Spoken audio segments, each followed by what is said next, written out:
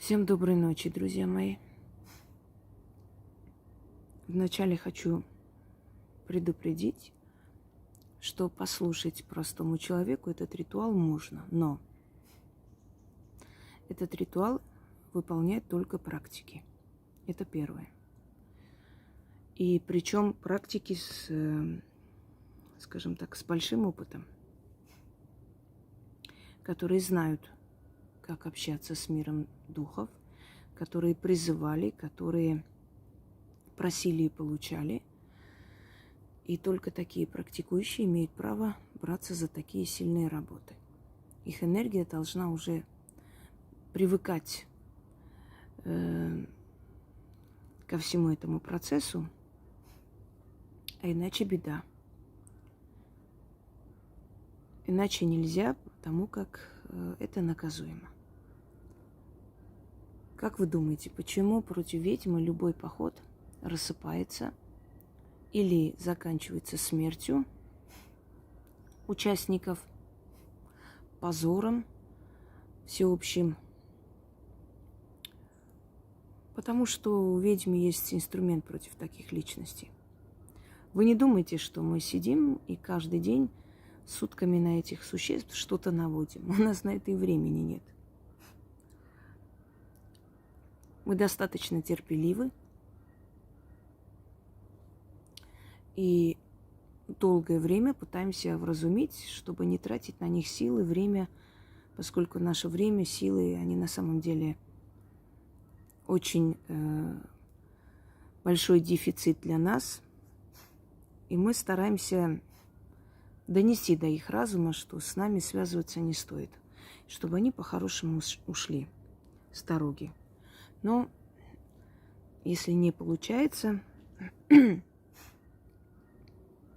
у этих людей ничего хорошего в жизни не происходит после.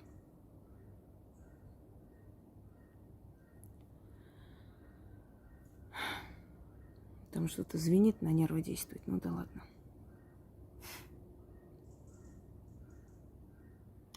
Итак,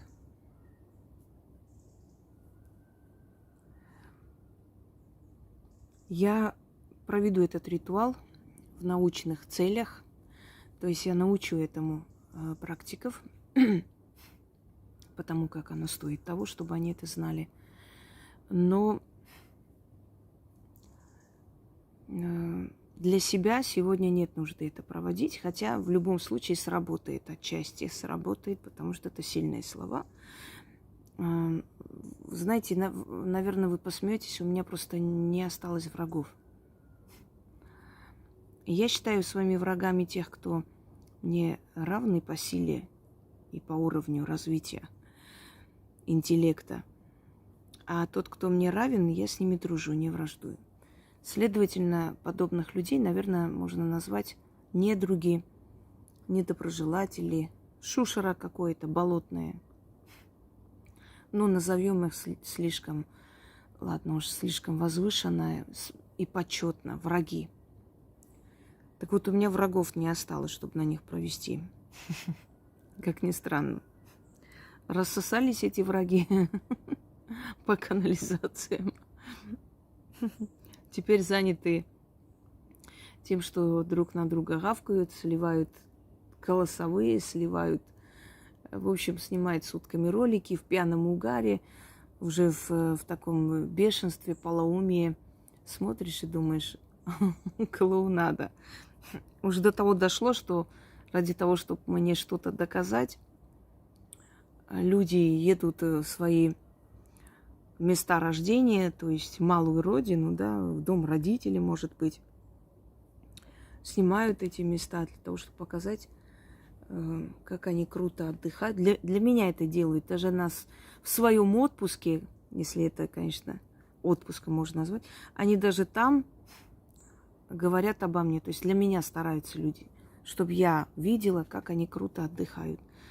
Но сесть в машину и поехать на Кавказ и прогуляться по местам своего детства, я думаю, что здесь крутого отдыха особо нет. Не так ли? Причем меня еще отмечают на этом всем, на этой фигне. Зачем оно мне нужно? И зачем так далеко ехать, чтобы мне что-то доказывать? Можно было бы и под Москвой прокатнуться, снять эти живописные места. Детский сад. Это говорит о том, что просто эти люди, знаете, сдулись. Все. Их нет. И все, что они собирались сделать, не увенчалось не то, что успехом, а просто обернулось позорищем, посмешищем, клоунадой для них самих. Вот они превратились в клоунов. Если кто-то их всерьез воспринимал, уже и смеются над ними. Уже просто налицо душевное помешательство. Понимаете, когда ради тебя живут люди, это говорит о том, что у них с мозгами непорядок. И самое интересное, непорядок это не только у них, то у многих желающих мне сделать зло со временем вот это вот расстройство личности и прочее происходило. Это не первый раз. Так вот, хочу подарить практикам ритуал, который они могут провести для себя, для своих родных, для людей, которым они доверяют и знают, что эти люди правы, но никак не для пациентов своих. Призывать великую могучую силу предводителя 9-й когорты. Что такое 9-я когорта? 9-й легион. Это основная, самая сильная и, скажем так, если на нашем языке, передовая, да, когорта, передовой легион темных сил, потому что их очень много легионов, и у каждого предводителя тьмы есть определенное количество когорт в его подчинении. Так вот, 9-я когорта, она как бы самая основная, самая главная. И она никому не подчиняется. Она сражается за правое дело. Если один из предводителей тьмы оскорблен, если он прав, то когорта рвется в бой за эту сущность, за эту силу. Как это происходит, нам это не понять и не объяснимо, но может быть оскорбление определенной силы, определенного принца тьмы, как их называют, например, людьми, поругание его храма. И тогда когорта придет и будет насылать на людей засуху, то есть убивать их разными способами. Это не именно вот так вот напрямую, но оно поднимает силу тьмы, поднимает силу мертвую, силу неупокоенных мертвецов и ведет вперед. А для человека, для ведьмы, которая вправе, которая заслужила своим поклонением, своей верной службой, да, вселенским силам, когорта приходит на помощь, если считает, что она нуждается в этом, отзывается на зов. Но, по крайней мере, на мой зов она отзывается всегда. Этот ритуал у меня был еще в Одноклассниках в моей группе. Потом растаскали эти работы. А потом случайно я увидела в таком, в нехорошем варианте, ну, в общем, перекраенном, переписанном варианте этот ритуал и поняла, что кто-то этим воспользовался и без объяснений, без ничего, в общем, то ли это продает, то ли рекомендует, не знаю. И я посчитала нужным все-таки снимать, объяснить, насколько это опасно, и кто имеет право делать, и для чего. Что для этого нужно? Вино, красное вино, черная свеча, зверобой. Вино нужно капать 3 капли своей крови. Я этого сейчас делать не буду, потому как я обучаю вас, но в любом случае я отдам жертву ему, предводителю Гераху. Зажгу зверобой, а потом мне нужно будет взять днем бычье сердце и оставить под деревом. вместе с бутылкой вина. То есть вино нужно разлить, сердце оставить и молча уйти, ничего не говорить. Итак, зажигаем зверобой. Это должно происходить в ночное время или раннее утро, когда еще солнце не взошло. Зверобой, черная свеча. Свечу можно погасить, использовать в других ритуалах. Это не принципиально. Капать 3 капли крови в вино и призвать его при открытых окнах. Алтарь темный.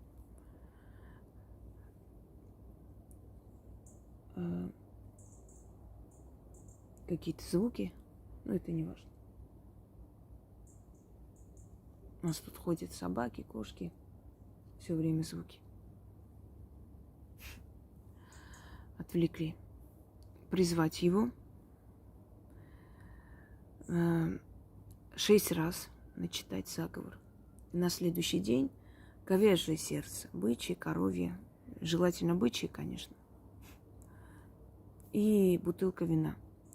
Вино вылить под дерево, оставить сердце и уйти.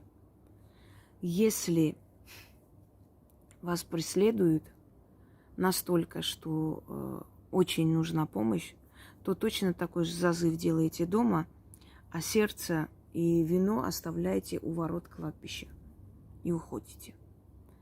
А если это преследование не настолько сильное, или вы хотите себя обезопасить, свою семью, это имеется в виду практики, то делайте, как я вам сказала. Вино оставляйте до утра, а потом выливайте на землю. Итак, начнем. Итак, оно будет гореть. Не столь важно, я потом сожгу, потому как времени нет сейчас ждать этого. Но я начитаю. Мне еще много чего другое нужно снимать. Вот, уже пошел дым, и замечательно. Предводителю 9-й когорты призываем, пробуждаем силу военачальника Гераха. Из тьмы вечного хаоса я призываю тебя, великий воин, военачальник 9-й когорты. О, Герах, пробудись, восстань. Призови черных воинов, седлайте коней, поднимите мечи и мчитесь во тьму на мой призыв.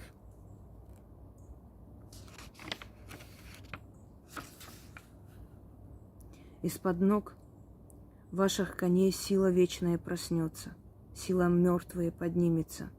Приди на мой зов, о Герах. Герах вечный, узри орлиным взором, глазницами пустыми. Отправляйся, Герах, на битву, сражайся за меня.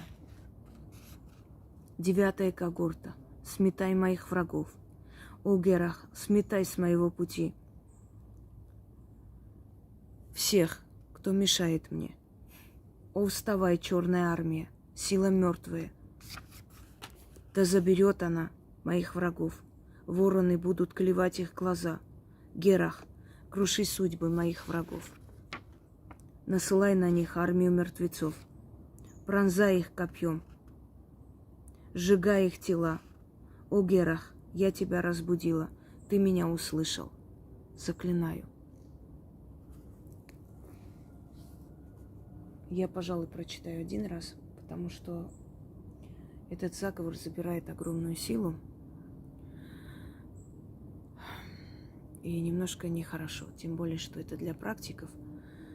И для практиков будет записано. Они этим воспользуются. Я просто очень устала сегодня.